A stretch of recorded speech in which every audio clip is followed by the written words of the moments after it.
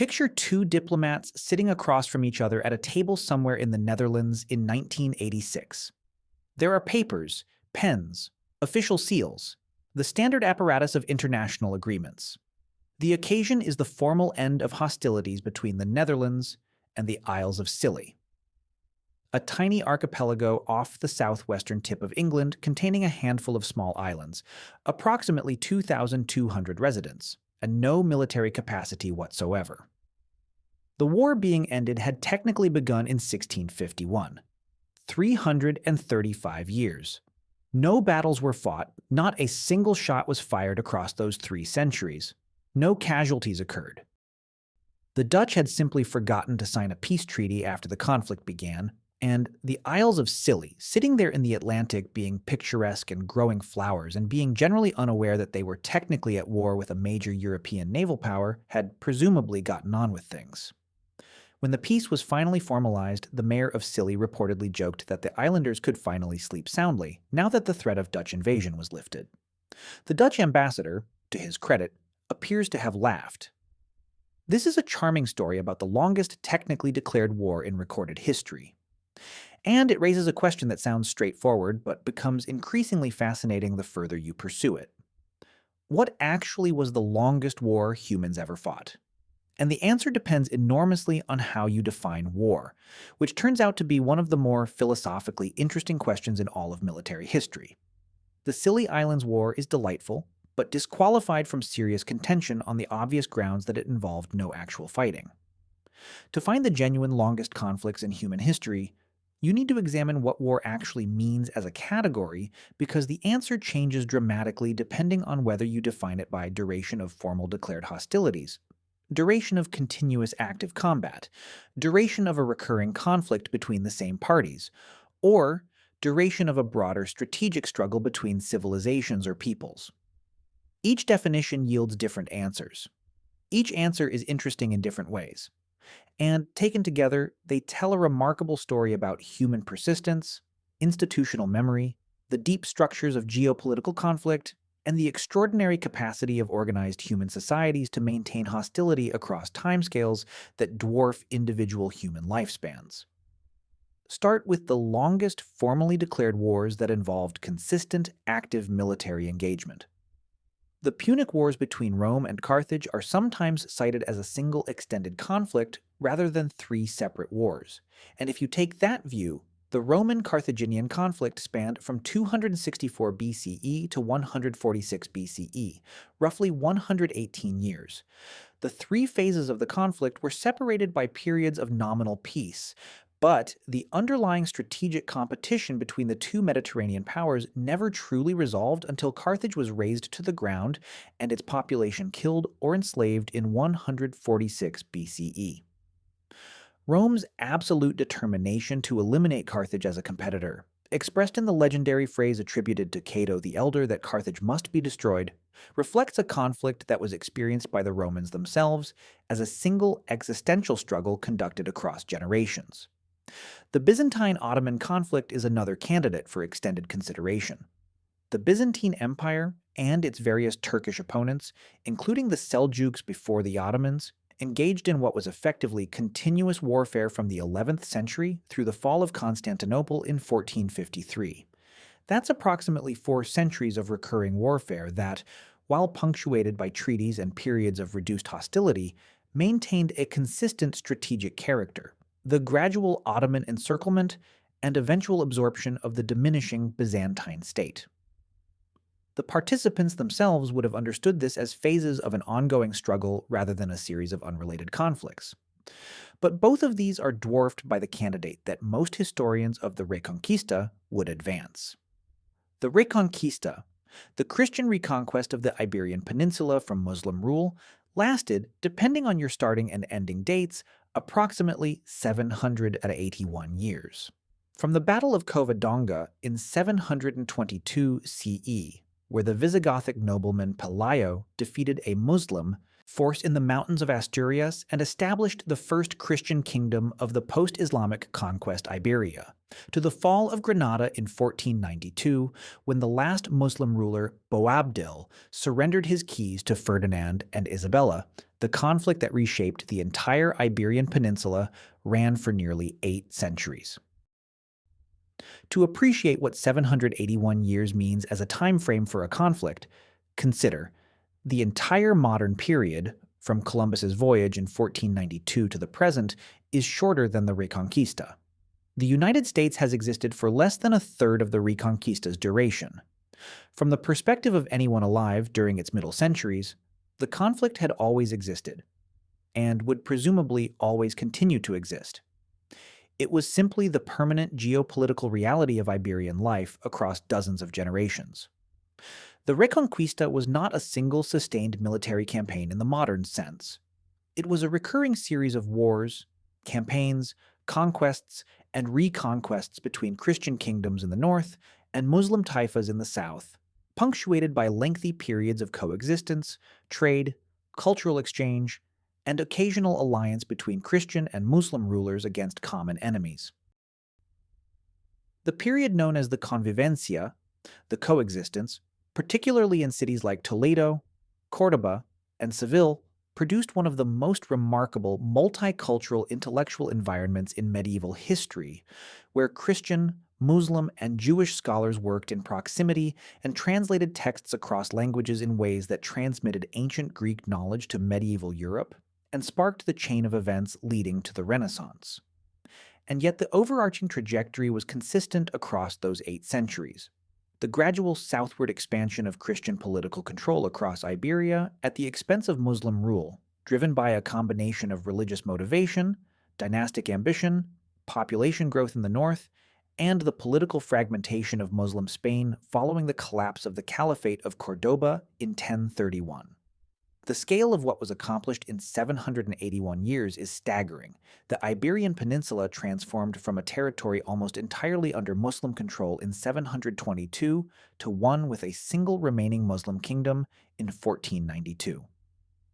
The Christian kingdoms that conducted this transformation, Asturias, Leon, Castile, Aragon, Navarre, Portugal, themselves rose, merged, competed, warred with each other, and eventually consolidated into the entities that would launch the Age of Exploration. The entire colonial history of the Americas, which began in the very year the Reconquista ended, flows directly from the political and institutional development of Castile and Portugal across those 8 centuries of Iberian warfare. But even 781 years begins to look modest when you expand the frame to examine conflicts that were not formalized wars between named states, but sustained military and political competition between peoples over territories, the kind of deep generational conflict that shapes civilizations but doesn't fit neatly into the category of war as modern international law understands it. The struggle between settled agricultural civilizations and the nomadic pastoral peoples of the Eurasian steppe is perhaps the longest such conflict in human history. From the earliest agricultural settlements of the Near East and China onwards, roughly 10,000 years ago, the relationship between farming communities in the river valleys and plains and the mobile pastoral and eventually mounted nomadic peoples of the grasslands oscillated between trade, raiding, tribute, invasion, and absorption in a cycle that repeated continuously across millennia. The specific form of this conflict changed dramatically over time as the nomadic peoples of the steppe developed different technologies and military capabilities. The invention of horseback riding around 3500 BCE transformed steppe peoples from pedestrian herders into one of the most militarily formidable forces in the ancient world. The subsequent development of composite bows, horse archery, and the tactical mobility that mounted nomadic warfare enabled created a military asymmetry that agricultural civilizations struggled to counter for thousands of years. The names and specific peoples changed continuously. Scythians, Sarmatians, Xiongnu, Huns, Avars, Magyars, Pechenegs, Cumans, Mongols, Timurids, and eventually Manchus, each representing a different cycle of steppe power rising, interacting with settled civilizations through force or coercion, and eventually either being absorbed into those civilizations or being displaced by the next group. The Great Wall of China is the most visible monument to this sustained struggle, representing the Chinese agricultural state's multi-dynasty effort to create a physical boundary between its settled territories and the steppe peoples to the north. The construction, maintenance, repair, and extension of the Great Wall across roughly 2,000 years of Chinese history is itself a measure of how persistent this conflict was. This steppe versus settlement conflict, viewed as a single, long-running strategic competition rather than a series of discrete wars, represents something in the range of 5,000 years of recurring military engagement. From the earliest recorded raids on Mesopotamian settlements by pastoral peoples through the Qing dynasty's final military pacification of the steppe in the 18th century. By the way, if you want to go even deeper into the secret lives of ancient humans, I just launched a full course called The Secret Lives of Ancient Humans. 10 modules, 3+ hours of content covering everything we never talk about on YouTube. What they feared, how they communicated, what hunted them, and much more. Plus an exclusive PDF guide included. Link in the description. See you inside. No single historian would call this a continuous war, but the structural conflict it represents. Mobile pastoral peoples and settled agricultural peoples competing for the same territories ran for longer than any formally declared conflict by an enormous margin. The Anglo-French conflict presents a different kind of extended warfare that sits between the formal declared war category and the civilizational struggle category. England and France fought in various combinations of allegiance, dynastic claim, and territorial dispute for what amounts to the majority of the period between 1066 and 1815. The Norman conquest of England in 1066 created a ruling class whose continental connections tied English political destiny to French territorial politics for the next 7 centuries. The 100 Years' War. Itself a somewhat misleading name for a conflict that ran from 1337 to 1453, making it 116 years rather than 100, was the most sustained single phase of this competition, but it was embedded in a much longer pattern of recurring conflict. The antagonism between the English and French crowns expressed itself across the Crusades, where English and French kings competed for prestige and territory in the Holy Land while periodically attempting to stab each other in the back in Europe. It dominated the medieval period through competing dynasties and territorial claims. It reached a climax of sorts in the 100 Years' War, which produced Joan of Arc, ended English territorial ambitions in France, and consolidated French national identity in the process. And it continued through the early modern period and into the Napoleonic Wars, during which France under Napoleon attempted something remarkably similar to what previous French rulers had attempted, establishing continental hegemony against a coalition that consistently included Britain. The total duration of this Anglo-French military competition, from the Norman conquest to Waterloo in 1815, spans 749 years. Like the Reconquista, it was not a single continuous war, but a recurring strategic competition between the two dominant Western European powers, interrupted by alliances, dynastic connections, and periods of peace, but always returning to the fundamental tension between a continental French power and a maritime English one. In the Eastern Mediterranean, the conflict between the Byzantine Empire and Persia, first the Sassanid Persian Empire, then the Islamic Caliphate that replaced it, represents another multi-century struggle with consistent strategic character. The Byzantine-Persian Wars in their Sassanid phase ran from 502 CE to 628 CE, but this was simply the latest phase of a much older conflict between the Roman world and the Persian world that stretched back to the Greco-Persian Wars of the 5th century BCE. The Roman-Persian conflict, in its various phases and under various names, represents something in the range of 700 years of recurring warfare between the two great empires of the ancient world. The specific rulers changed, the capitals moved, the religions of both empires transformed dramatically over that period.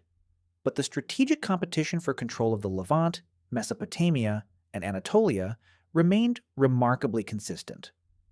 The final phase of the Byzantine-Sassanid struggle, culminating in the catastrophic War of 602 to 628 CE, was so exhausting for both parties that neither was capable of effectively resisting the eruption of the early Islamic armies from Arabia. The Arab conquests of the 630s and 640s eliminated the Sassanid Empire entirely and stripped the Byzantine Empire of Egypt, the Levant, and eventually North Africa. Not because the Arabs were irresistible, but because the two great powers had spent the preceding quarter century fighting each other with such ferocity that neither retained the military and financial resources to mount an adequate defense. This outcome, two ancient rivals destroying each other's capacity to resist a third party through their sustained mutual hostility, is one of the more instructive strategic lessons in military history. And it illustrates something about very long conflicts that is easy to lose sight of when examining them at the civilizational scale. They have real costs to the people and societies conducting them, costs that accumulate across generations in ways that eventually constrain what those societies can do. Shifting further from formal warfare into the category of sustained conflict that shaped human prehistory, the archaeological record provides evidence of intergroup violence extending back far beyond any written historical account. The evidence for prehistoric warfare, distinguished from individual violence by its organized intergroup character, appears in skeletal trauma patterns, mass graves, fortification construction, and weapon caches dating back tens of thousands of years.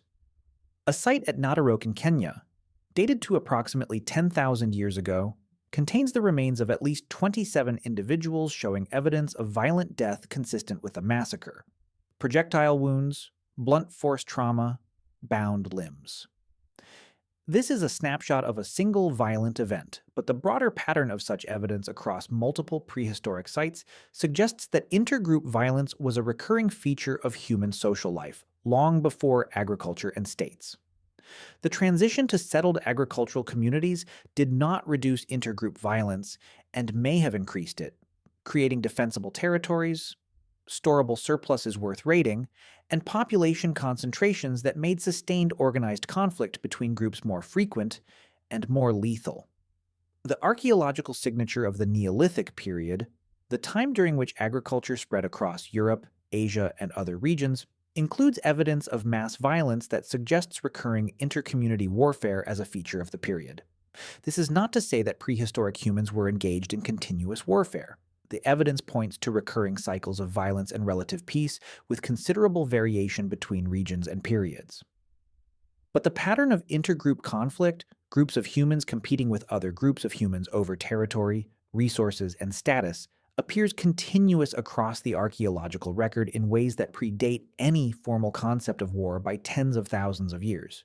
If this pattern of sustained intergroup competition and violence counts as the longest conflict humans have fought, then the duration is measured not in decades or centuries, but in the entire span of human social existence.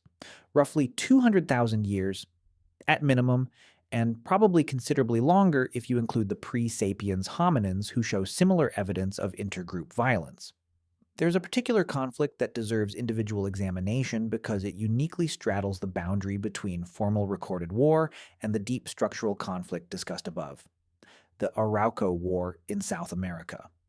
The Arauco War pitted Spanish colonial forces and their indigenous allies against the Mapuche people of what is now Chile and Argentina. It began in 1536 when Spanish forces first encountered serious Mapuche resistance to conquest and continued in various phases of active military conflict until 1818, when Chilean independence effectively ended the colonial era phase of the conflict. Counting from first contact to Chilean independence, the Arauco War lasted approximately 282 years of recurring active combat, a remarkable duration made possible by several factors. The Mapuche proved to be among the most militarily effective indigenous peoples in the Americas, adapting rapidly to Spanish military technology and tactics.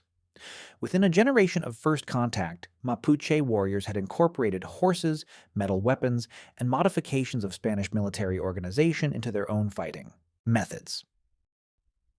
Unlike many other indigenous peoples whose military capacity was rapidly overwhelmed by Spanish technological advantages, the Mapuche maintained effective resistance across generations through this adaptive capacity. The terrain of southern Chile, heavily forested, with numerous river crossings, difficult to traverse for large organized forces, favored the Mapuche's decentralized, mobile style of warfare and disadvantaged the Spanish preference for disciplined infantry engagements. The Spanish were never able to establish the sustained territorial control that would have allowed pacification, and the Mapuche were never decisively defeated in a way that forced capitulation. The result was a 282-year military stalemate, punctuated by periods of relative peace, formal treaties that neither side fully honored, and recurring cycles of raiding, counter-raiding, and open warfare. The Treaty of Quilon in 1641 formally recognized Mapuche sovereignty south of the Biobío River, making the Spanish the first colonial power in the Americas to formally acknowledge an indigenous people's right to independent territory. But the conflict continued despite this recognition. The question of what constitutes the longest war ultimately reveals something important about how wars work and how they end, or fail to. Most very long conflicts share certain characteristics. They involve a recurring structural tension, geographic, economic, cultural, or religious, that cannot be resolved by any single military victory or diplomatic settlement. The parties are roughly matched enough that neither can achieve decisive, permanent dominance. The conflict becomes institutionalized. It is transmitted between generations not just as a memory, but as an active political and military inheritance that shapes how each side understands itself and its obligations. Wars that last for centuries are not fought by people who have continuously sustained rage across that entire period. They are fought by people who inherit a conflict, are raised within its framework, understand their identity partly through its terms, and transmit it in turn to the next generation as part of the social fabric of their society. The original causes, the specific dispute or incident that triggered the first engagement, typically become irrelevant or forgotten, absorbed into a larger narrative of civilizational or national competition that needs no original cause to sustain itself. This is why very long wars are so difficult to end. The specific grievances that might be addressed in a peace settlement are not actually what is sustaining the conflict by the time it has run for generations. What is sustaining it is identity, the incorporation of the conflict into how a people understands itself. Ending such a war requires not just resolving a dispute, but reconstituting the identities of the parties in ways that don't require the conflict to sustain them. The Reconquista, by this measure, ended not just because Granada fell militarily in 1492, but because the long process of Christian political consolidation had created Spanish and Portuguese national identities strong enough to sustain themselves without ongoing definition against a Muslim other.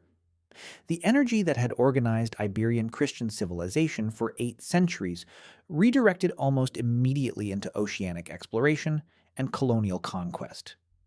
A different but structurally similar project of expansion and competition with external peoples, conducted by the same institutional machinery the Reconquista had developed.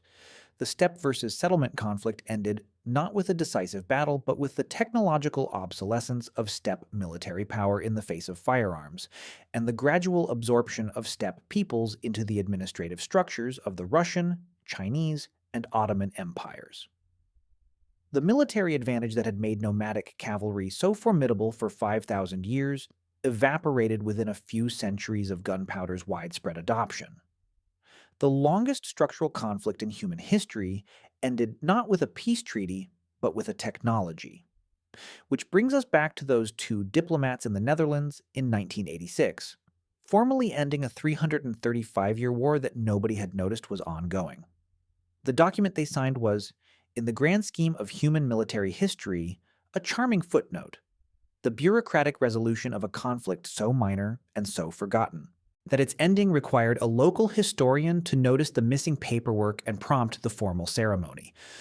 No one was harmed by its ending. No territory changed hands. No population shifted its allegiance. A document was signed, jokes were made, and 2 nations whose relationship had been defined for centuries by trade, cultural exchange, and occasional North Sea naval confrontation confirmed that their relationship now formally included peace with the Isles of Scilly. Somewhere in the Atlantic, presumably, the flowers kept growing. The longest wars humans ever fought were nothing like this. They were measured in centuries of genuine violence, in populations shaped by conflict across generations, in civilizations defined partly by who they were fighting and why. They left monuments in stone walls stretching thousands of kilometers, in the ruins of cities burned and rebuilt multiple times, in the genetic and cultural mixing of populations that competed and coexisted and competed again across timescales that dwarf individual human comprehension.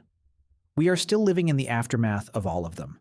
The borders, the languages, the religions, the national identities, and the political structures of the contemporary world are, in large part, the accumulated sediment of these very long human conflicts, deposited in layers across centuries until the original geology of the dispute is buried under everything that grew from it.